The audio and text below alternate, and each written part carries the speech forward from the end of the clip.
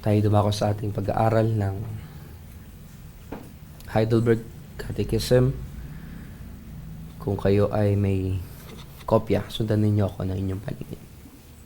Tayo na sa Lord's Day 23. At yan ay ang tanong at sagot 59 hanggang 61. Ganito ang sinasabi ng tanong 59. Subalit ano ang pakinabang mo ngayong pinaniniwalaan mo ang lahat ng ito? Sagot, na ako sa harap ng Diyos ay matuwid kay Kristo at isang tagapagmana ng buhay na walang hanggan. Tanong 60, paano ka naging matuwid sa harap ng Diyos? Sagot, sa pamamagitan lamang ng tunay na pananampalataya kay Hesus Kristo.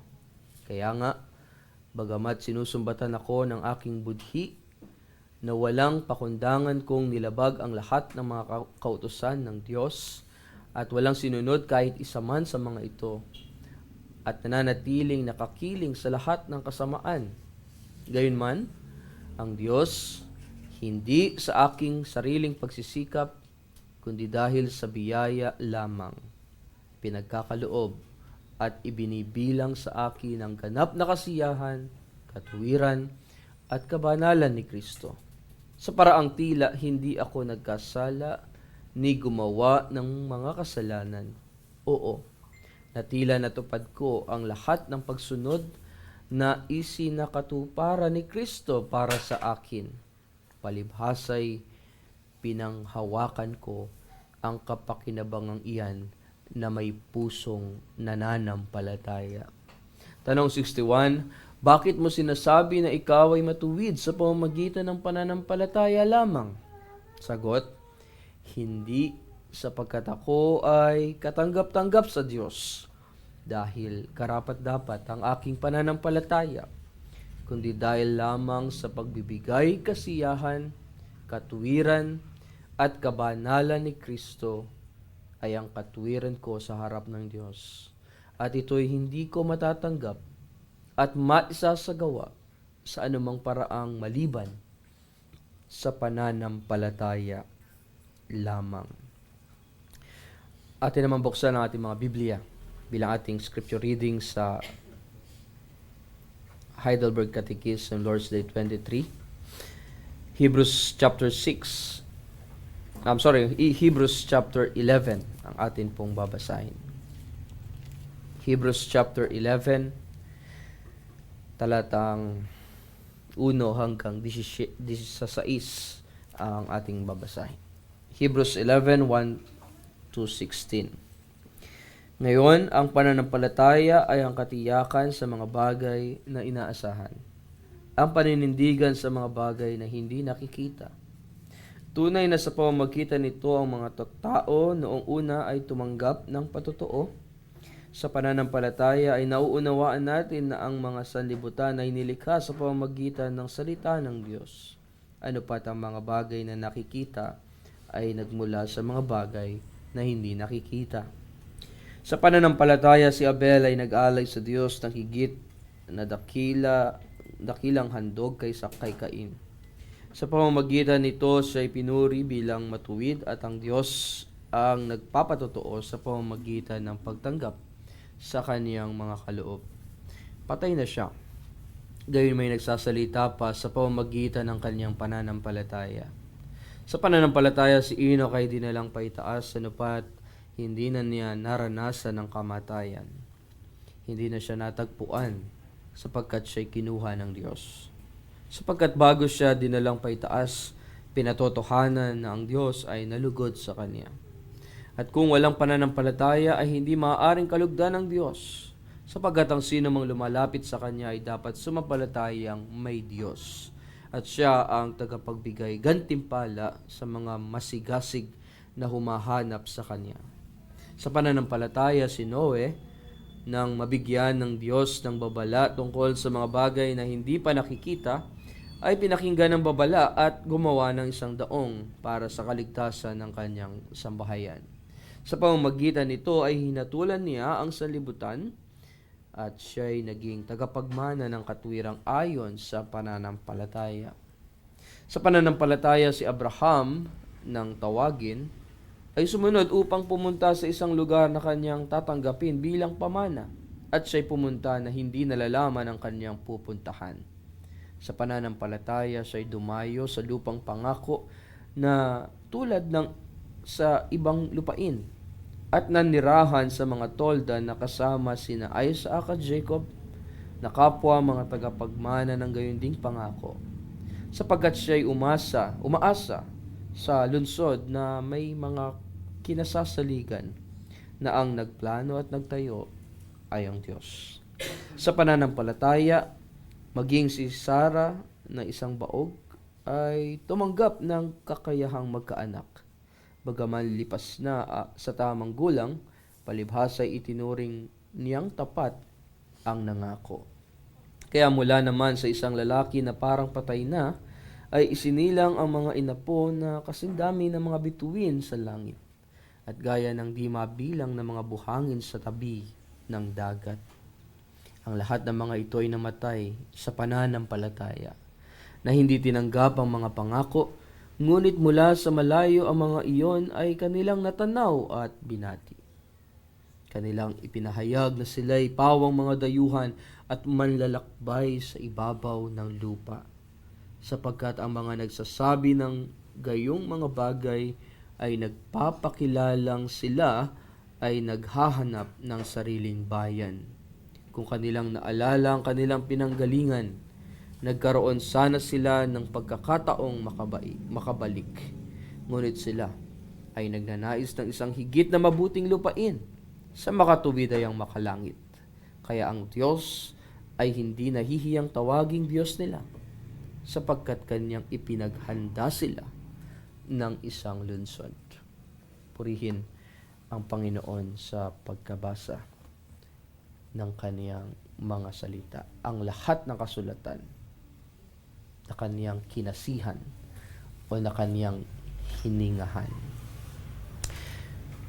Mga minamahal na kapatid sa ating Panginoong Hesukristo, maraming relihiyon ang nagtatanong ng ano ang dapat kong gawin upang maligtas. What shall I do? What shall I do to be saved? Na sa Roman Catholicism, naniniwala sila na ang kaligtasan ay nakasalalay sa kanilang gawaing pangrelihiyon, tulad ng pagsisimba, tulad ng pagdarasal ng rosaryo, at pagsasagawa nila ng mga sakramento. At yun raw ay kanilang paraan upang kanilang matanggap ang biyaya ng Diyos. At ayon naman sa aral ng Arminianism, tinuturo na ang tao ang may kapangyarihang magpasya ukol sa kaniyang kaligtasan. Yun ay isang pananaw na nagtutukoy ng kooperasyon ng tao at ng Diyos, yung tinatawag na synergism, upang kanilang makamtan o makamit ang buhay na walang hanggan. So ang parehong pananaw na iyon ay bumabagsak sa o nagsasabi na ang kaligtasan ay nakabatay o nakabase sa magagawa ng tao o nakasalalay sa pagsusumikap ng tao.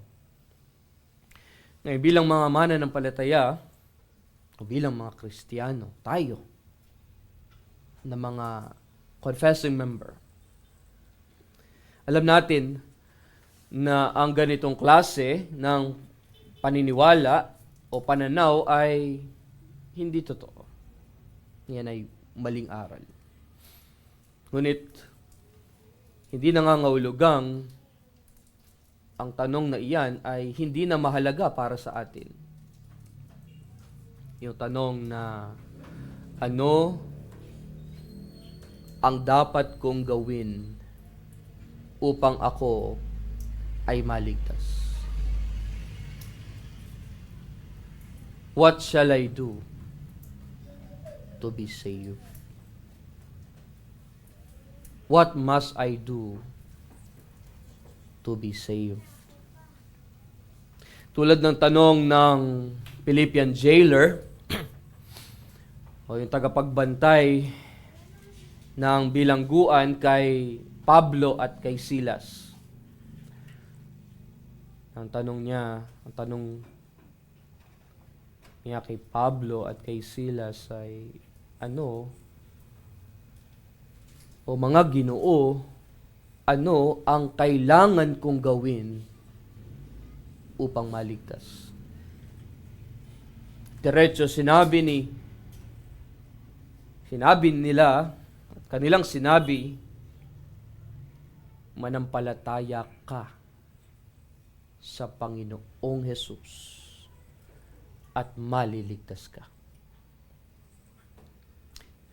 Sinabi sa atin ng Hebrews chapter 11, ating binasa kanina, partikular sa talatang 6, na sinasabi roon, but without faith, it is impossible to please God. Na kung walang pananampalataya ay hindi maaaring kalugdan ng Diyos. Sapagkat ang sino mang lumalapit sa Kanya ay dapat sumampalatayang may Diyos. Isa sa ating mga tatalakayin, ang pag-iral ng Diyos. Mahalaga bilang Kristiyano ang may paniniwala, ang may pagtitiwala sa Diyos. So, ibig sabihin, hindi nakasalalay ang kaligtasan sa anumang ritual or even sa ating mga pagsasakripisyo o sa ating maraming sinasabi nating mabubuting mga gawa o sa ating sariling kakayahan. Ang kaligtasan ay biyaya lamang ng Diyos sa pamamagitan ng ating tagapagligtas na si Jesucristo. Gaya ng sinasabi sa Heidelberg Catechism, Lord's Day 23, question and answer 60, maliwanag yon, na sinasabi, paano ka naging matuwid sa harap ng Diyos? At ang sagot, sa pamamagitan lamang ng tunay na pananampalataya. Kanino? Kay Jesucristo. Kaya ngayon, ang tanong sa atin, sa ating pag-aaral ngayong umaga, ay ang tanong na, bakit pananampalataya? Bakit hindi karunungan? Bakit hindi kabutihan? Bakit pananampalataya? At para masagot yan, ating bibigyang diin o sisiya sa atin ang napili nating paksa na tayo ay tinawag na mamuhay sa pananampalataya. Again, tayo ay tinawag na mamuhay sa pananampalataya. Sa ilalim ng temang iyan ay ating matutunghayan o mabibigyan ng diin ang tatlong mahalagang punto. Ang una, tayo ay tinawag na mamuhay sa pananampalataya sa Diyos. Yan ang una. Pangalawa, tayo ay tinawag na mamuhay sa pananampalataya para sa kaluwalhatian niya. Para sa kaluwalhatian ng Diyos. At ang pangatlo, tayo ay tinawag na mamuhay sa pananampalataya para sa ating kaligtasan. So una, sa Diyos. Pangalawa, para sa kanyang kaluwalhatian. Pangatlo, para sa ating ikaliligtas. Tunghayan natin ang una. Again, yung tanong natin, na bakit pananampalataya? Pero sa ating pag-aaral, unahin muna natin o i-define muna natin kung anong ibig sabihin ng pananampalataya. At sinasabi nga ng Hebrews chapter 11, verse 11, na ang pananampalataya ay ang katiyakan sa mga bagay na inaasahan. Ang paninindigan sa mga bagay na hindi nakikita. Again, ang paninindigan sa mga bagay na hindi nakikita.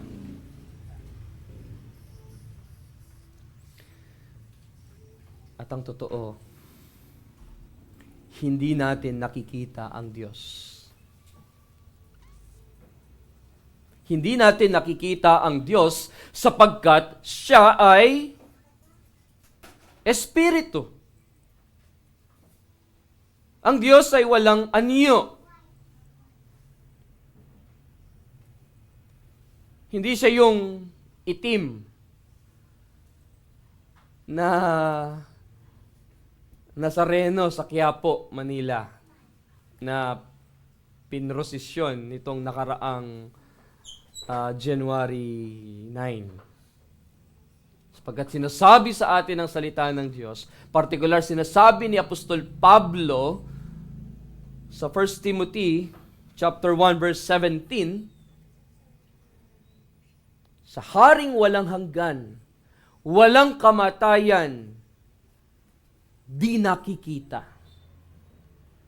Iyan ay ang Diyos. Na bagamat hindi natin siya nakikita, listen, na bagamat hindi natin siya nakikita, makikita naman ang ebidensya ng kanyang kapangyarihan at ng kanyang kaluwalhatian sa kalikasan. Yun nga yung binasa natin kanina sa ating call to worship na Psalm 19, verse 1. Sa kalikasan, makikita mo o mapapatunayan mo na may Diyos. Sa theology, yan ay ang tinatawag na general revelation. Bilang reference sa Romans chapter 1 verse 20, sinasabi roon, mula pa nang nilikhain ang sanlibutan, ang kanyang walang hanggang kapangyarihan at pagkadiyos, bagaman hindi nakikita, ay nauunawaan at nakita sa pamamagitan ng mga bagay na kanyang ginawa. Kaya kahit hindi natin nakikita ang Diyos sa mga bagay ng kalikasan, mga kapatid, nakikita natin ang kaniyang mga gawa. Ang kaniyang mga gawa. Ang creation. Hindi na natin iisa-isahin. Dito pa lang, madarama at mapapatunayan na natin na mayroong Diyos. At ito ang siyang sa atin ay nagpapalago. Siyang sa atin na nagpapatibay ng ating pananampalataya. Na bagamat hindi natin siya nakikita, makikita natin ang ebidensya ng kanyang kapangyarihan at kaluwalhatian, hindi lamang sa creation, hindi lamang sa kalikasan o sa lahat ng kanyang mga ginawa, kundi pati na rin sa kanyang mga salita. Ang salita ng Diyos na hawak mo ngayon, na dala-dala mo ngayon, dito mo malalaman na mayroong Diyos. Yan naman yung sinasabi nating special revelation. Na sa kasulatan, ipinapahayag niya ang kaniyang mga katangian, yung kaniyang incommunicable attributes at yung kaniyang communicable attributes. Na kaniyang ipinapaabot sa atin ang mga bagay na hindi natin matutuklasan mula sa kalikasan. Hindi naman magsasalita ang bulaklak na mayroong Diyos, kundi itong mga nakikita nating ito, ang lahat ng ito ay malalaman natin, ang lahat ng ito'y nakapaloob sa kanyang kasulatan. Ang salita ng Diyos ang naglalarawan sa atin ng kompletong katangian ng hindi nakikitang Diyos at ng kanyang mga gawa. Alam natin na sa panahon ngayon, marami ang naniniwala lang sa nakikita. Alam natin yan. Na kung sabi nga natin na kung walang video, hindi ka maniniwala. Hindi tayo maniniwala. Hindi ka panipaniwala. Kaya nga, madalas nating naririnig, madalas sinasabi ng iba, to see is to believe. At para sa iba, mahirap pahalagahan ang Biblia dahil puro salita lang ito na kailangang basahin at paniwalaan. At minsan, ang totoo, tayo rin, mga kapatid, ay nahihirapan at gusto nating mas malinaw na makita ang katotohanan. Yun ang hinahangad natin. Mas maging realistic, mas maging totoo. Yung talagang makikita ng ating mga mata at mapapaniwala talaga tayo na mayroon ngang Diyos. Hindi ba? Pero mga kapatid, ang pinupunto natin rito ay ang kahulugan ng pananampalataya. Pero mga kapatid, mapagkakatiwalaan ang salita ng Diyos. Bakit? Mapagkakatiwalaan ang salita ng Diyos dahil kilala natin siya. Kilala natin siya na nagsalita nito. Ang lahat ng kasulatan ay kinasihan ng Diyos. Ang lahat ng nakapaloob na salita sa Biblia mo, sa Biblia na hawak mo, ay hiningahan ng Diyos. Buhay ang salita ng Diyos. At naalala natin na tayo'y nakaraos sa taong 2024. At sa mga nagdaang mga taon, sa ating kahapon, na kung sasabihin ng iba na imposible yon, Brad. Imposible, ngunit masasabi nating totoo yon dahil alam natin,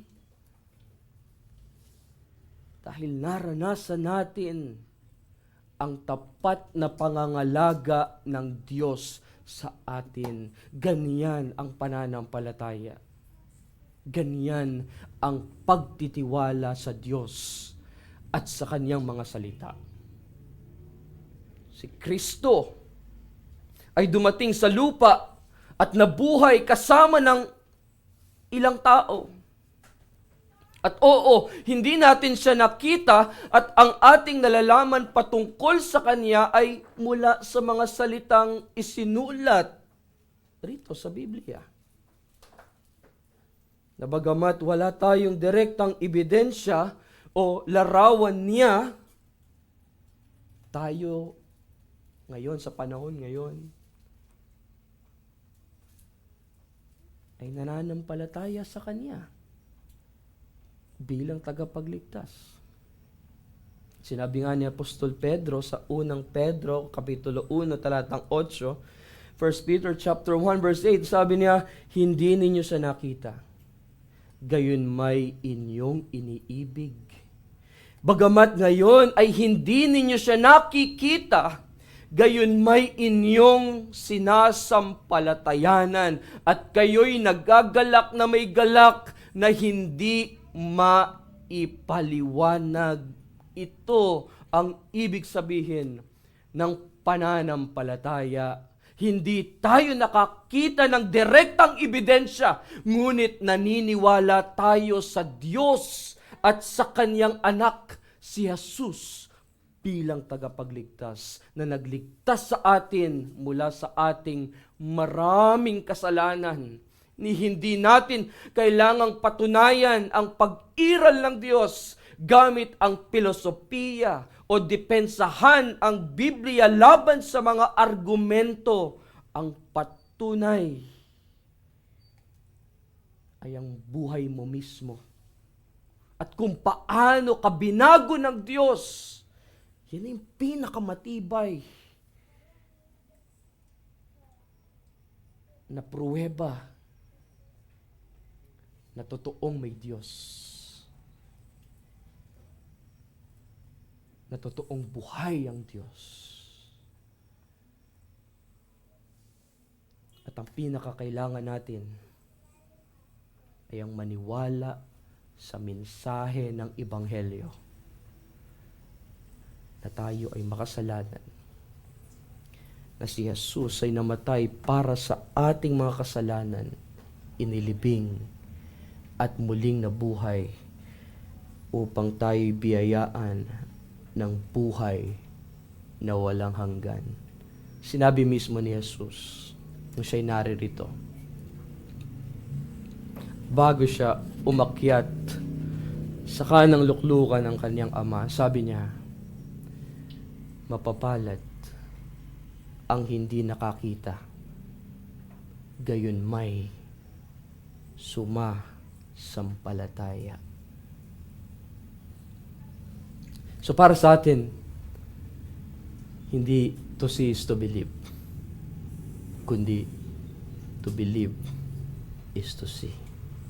Pangalawa sa ating pag-aaral, para sa Kanyang kaluwalhatian, tayo'y tinawag upang mamuhay sa pananampalataya para sa Kanyang kaluwalhatian. Bilang mga mananampalataya, tinawag tayo upang tayo'y manampalataya, upang tayo'y magtiwala sa Diyos. At ang layunin ng Kanyang pagtawag sa atin ay para sa ikaluluwalhati niya. Tatandaan natin, ang Diyos ay hindi nangangailangan ng papuri upang pakinabangan ang Kanyang sarili tulad ng likas na ugali ng tao natin. Kapag nakakagawa tayo ng mabuti, naghahanap tayo ng papuri galing sa iba. Hindi ganoon ang Diyos. Ang Diyos ay karapat-dapat sa papuri. Ang Diyos ay karapat-dapat sa papuri dahil siya ay makapangyarihan, dahil siya ay tunay at totoong kahanga-hanga sa lahat ng kanyang katangian. Ang layunin ng Diyos ay nagbibigay linaw sa lahat ng kanyang mga gawa. Lahat ng kanyang mga gawa. At hindi natin kayang isa-isahin yun. At napakarami nun. Pero upang bigyan ng diin iyon, for example, yung tanong na bakit pinipili ng Diyos ang ilan para sa kaligtasan at hindi ang iba? Ang sagot, ito ay para sa Kanyang kaluwalhatian. Doon siya nalulugod. At upang Kanyang maipakita ang Kanyang katarungan, ang Kanyang paghatol, at ang Kanyang malaking malaking kahabagan o awa sa pagliligtas. At yung tanong na, bakit pinapayagan ng Diyos na magdusa ang kanyang mga anak? Ang sagot, para sa kanyang kaluwalhatian. Bakit ako naghihirap? Bakit ako nagdurusa? Bakit ang dami kong problema? Hindi na matapos-tapos. Ganito ba talaga ang buhay mananampalataya? Minsan natatanong natin iyon. Pero ang isinasagot sa atin ngayon ng Diyos, nalulugod siya. Para sa kaniyang kaluwalhatian. Upang matutunan nating tanging siya lamang ang makapagbibigay ng tunay na kasiyahan, ang siyang tunay na makapagbibigay ng kakontentuhan sa ating buhay.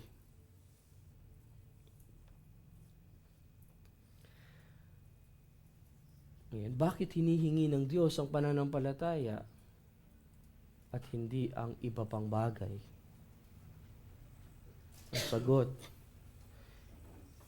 ito ay para sa kanyang kaluwalhatian.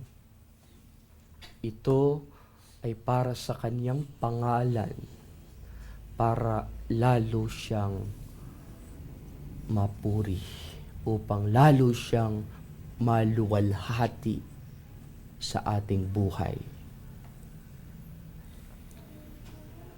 Ang pananampalataya, ang ginamit na instrumento ng Diyos para siya'y ating sampalatayanan. Paano nga ba pinapapurihan ng ating pananampalataya ang Diyos? Paano natin na ibibigay ang papuri sa pamamagitan ng ating pananampalataya? Ang sagot, ang pananampalataya ay kabaliktaran ng paghanga sa ating sariling kakayahan. Again, ang pananampalataya ay kabaliktaran ng paghanga sa ating sariling kakayahan. Hindi ito tungkol sa pagpapakita ng ating kabutihan para makuha ang palakpak, ang papuri ng iba. Nakakalungkot dahil madalas iniisip natin na ang paggawa ng mabuti ang magbibigay ng papuri, ngunit ang tunay na pananampalataya, mga kapatid, iniiwasan yon.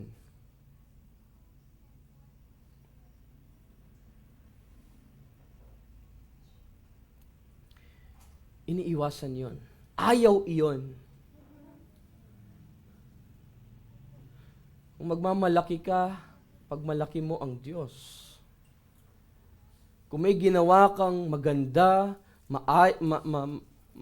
may ginawa ka para sa gawain ng Panginoon,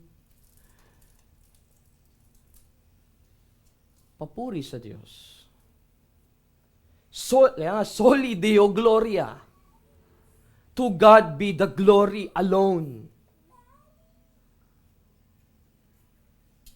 So, let's say sa iglesia, kapag may isang confessing member na nagbigay ng malaking halaga ng pera para sa ating, let's say, sa ating mga mission work, particular sa Leyte, o kapag sa Laguna, o sa Baseco, o kapag siya ay nagbigay ng malaking halaga ng pera para sa marami nating pangangailangan, ngunit pagkatapos ay ikinalat pa niya ito sa iba. Ipinagmamalaki niya ang kaniyang ginawa o ang kaniyang ibinigay. Mga kapatid, ang ganitong pag-uugali ay maaaring magtulak sa atin na ipakita ang kabutihan para makuha ang papuri ng iba. Sa halip na tayo ay maging tapat sa pagbibigay at manahimik. Di ba't napakalaga para sa atin ang itinuro sa atin ni Kristo kung siya'y nabubuhay sa ibabaw ng mundong ito. Sinasabi niya sa Matthew chapter 6 verse 3 and 4,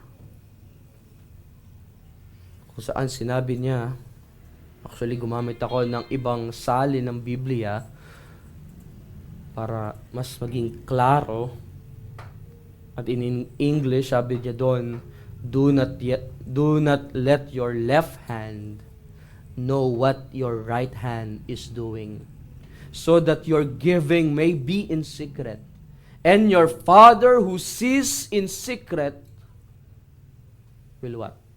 Will reward you. So ang tunay na pananampalataya, mga kapatid, ay nagsasabing magbigay ng hindi naghahanap ng papuri mula sa iba, kundi upang purihin ang Diyos. Ang Diyos ang dapat ang mabigyan ng kaluwalhatian. At ang pananampalataya ay nagpapakita ng ating pagpapakumbaba. Pagpapakumbaba. Tulad ng sinabi ni Apostol Pablo, alam kong familiar tayo roon, sinasabi niya, nasa ng pagmamalaki. Sabi niya, ito'y hindi kasama. Sa tunay na Kristiyano, ang walang Kristiyanong mayabang. Ang mga Kristiyano, humble sila. Ang mga mananampalataya, nananatili silang mapagpakumbaba. Para sinasabi ng Heidelberg Catechism na ating confession. Tanong 60, maliwanag doon, na ating ipinapahayag o ating inaamin na tayo na nagkasala sa harapan ng banal na Diyos ay walang magagawa at walang pag-asa sa harap ng Diyos. Ngunit dahil sa pananampalataya, tinanggap natin ang kapatawaran ng Diyos. Tinanggap natin ang biyaya ng Diyos, kung saan ipinagkakaloob niya sa atin ang katwiran ni Kristo. At ito ay tinuturing na parabang hindi tayo nagkasala o gumawa ng anumang mali. Kaya ang pananampalataya ay hindi lamang sentro sa papuri sa Diyos. Sama na natin. Ang pananampalataya ay pagpapakita natin ng pagpapakumbaba sa harapan ng Diyos. Pangatlo sa ating pag-aaral, para sa ating kaligtasan. Para sa ating kaligtasan.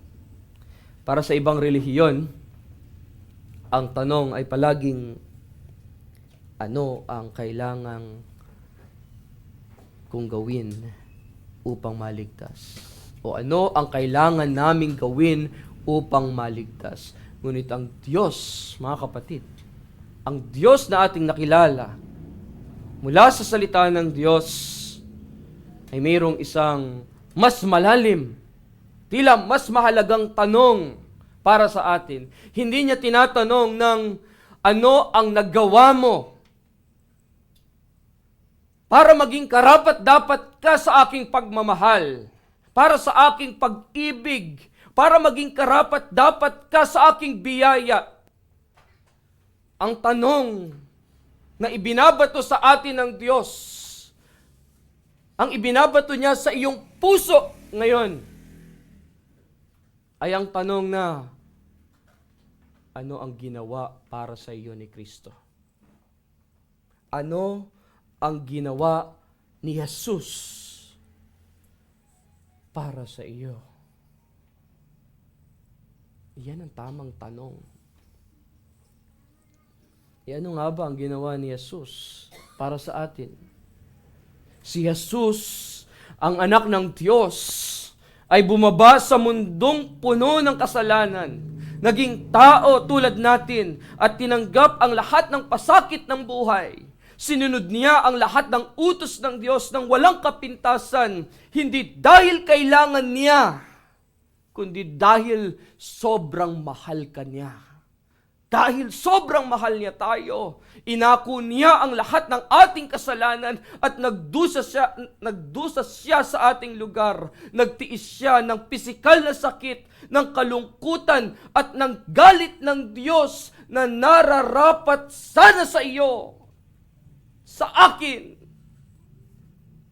Nararapat sana para sa atin.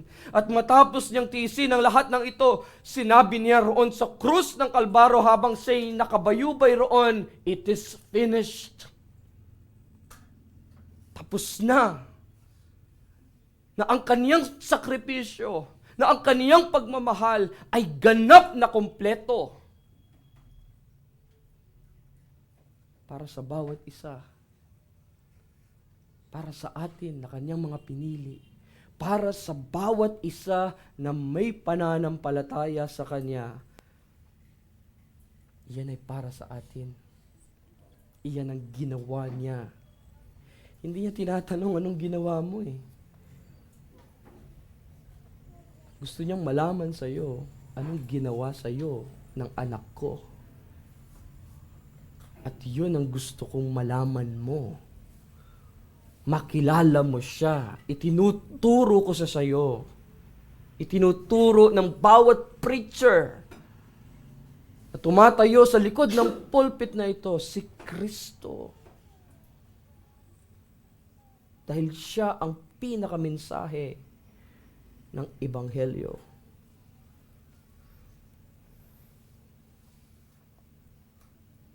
Parang isang kwento ng napakalaking kayamanan.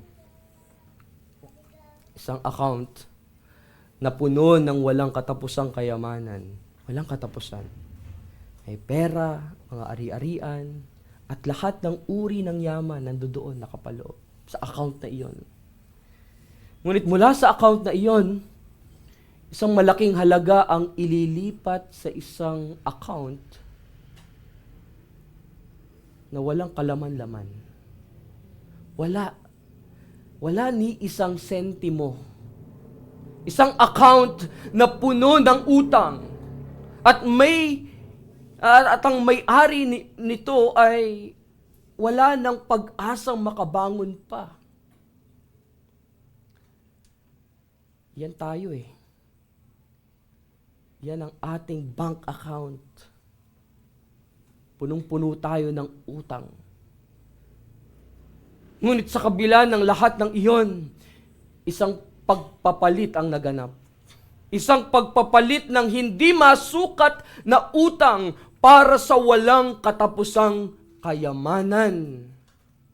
Ang kayamanan ni Kristo, ang kanyang katwiran, ang kanyang kabanalan ay ibinigay sa atin ng Diyos Ama at ito ay para sa lahat ng nananampalataya. Sabi ng Katekism, gayunman ang Diyos hindi sa aking sariling pagsisikap, kundi dahil sa biyaya lamang ipinagkakaloob at ibinibilang sa akin ang ganap na kasiyahan, katwiran at kabanalan ni Kristo sa paraang tila hindi ako nagkasala ni gumawa ng mga kasalanan. Oo, na tila natupad ko ang lahat ng pagsunod na isinakatuparan ni Kristo para sa akin, palibhas ay pinanghawakan ko ang kapakinabangang iyan na may pusong nananampalataya. At ang totoo, nakakaramdam tayo o nararamdaman natin na parang hindi sapat ang ating pananampalataya. Na tila kailangan pa nating paghirapan ang ating kaligtasan, na para bang may kulang pa sa ating relasyon sa Diyos para maging buo, para maging kumpleto. Ngunit tanungin natin ang ating mga sarili. Yun ba'y ginagawa natin dahil nais nating ipakita ang ating sariling kabutihan o dahil tunay tayong nagtitiwala sa biyaya ng Diyos sa pamamagitan ng pananampalataya? Dahil sa mga ganong klase o sa mga ganitong sandali, madalas tayong mapuno ng takot at pangamba. Hirap tayong ibigay ng buong buo ang ating pagtitiwala at ang ating buhay sa kamay ng Diyos sapagkat inaakala natin na ang lahat ay nakasalalay sa ating sariling kakayahan, sa ating sariling mga kabutihan o abilidad. Sinasabi ng Catechism sa atin, sa question and answer 61, bakit mo sinasabi na ikaw ay matuwid sa pamamagitan ng pananampalataya lamang? Sagot, hindi tayo tinatanggap ng Diyos dahil sa lakas ng ating pananampalataya. Tinatanggap tayo ng Diyos dahil sa ating pananampalataya kay Kristo. So ang ating kaligtasan ay hindi nakasalalay sa kung gaano kalakas ang ating pananampalataya. Ito ay nakasalalay sa tanging tagapagligtas, ang ating Panginoong Hesukristo. Siya ang nagbibigay katwiran sa atin. Hindi dahil karapat-dapat tayo, kundi dahil sa kanyang dakilang pag-ibig at pagsasakripisyo. Na sa kanya nakasalalay ang lahat. Kaya sa kanya tayo lubos na magtiwala. Sa aking pagtatapos, kaya sa katanungang, ano ang dapat kong gawin upang ako'y maligtas? O paano ako magkakaroon ng buhay na walang hanggan? O paano ko matitiyak ang kapayapaan sa Diyos? Ang sagot ay nasa pagyakap. Embrace.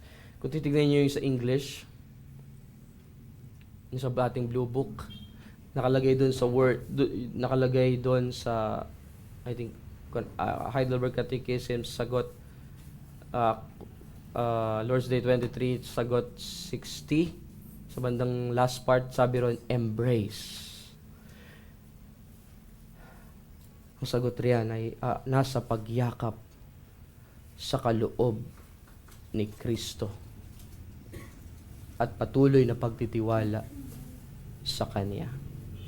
Again, sinasabi ng Heidelberg Catechism, sagot 61, kundi dahil lamang sa pagbibigay kasiyahan, katuwiran, at kabanalan ni Kristo, ay ang katuwiran ko sa harap ng Diyos, at ito'y hindi ko matatanggap at maisasagawa sa anumang paraang maliban sa pananampalataya lamang. Hindi man natin siya nakikita, hindi man natin nadarama ang hindi man natin siya nakikita, nadarama natin ang kanyang pag-ibig sa pamamagitan ng kanyang mga salita. Kaya patuloy tayong tumingin at magtiwala sa ating Panginoong Hesus.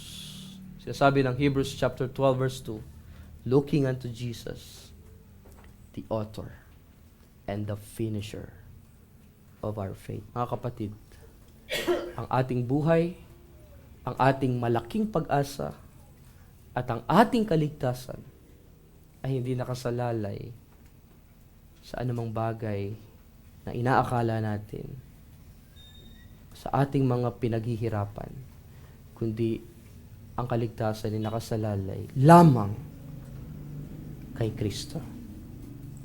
Amen. Tayo manalangin sa Panginoon. Ama naming Diyos, salamat po sa mensahe na inyo pong ipinagkaloob sa amin sa araw na ito. Nawa ang mga salita na aming narinig ay makapagbigay sa amin ng kalakasan at tulungan nyo kami, O Diyos, na patuloy na magtiwala, manampalataya kay Kristo na siyang nagbigay sa amin ng buhay na walang hanggan. Pagyamanin namin ito at lalo ka pa naming paglingkuran at pasalamatan sa lahat ng iyong mga ginawa. Alang-alang sa aming Panginoon at tagapagligtas, ito ang aming panalangin. Amen.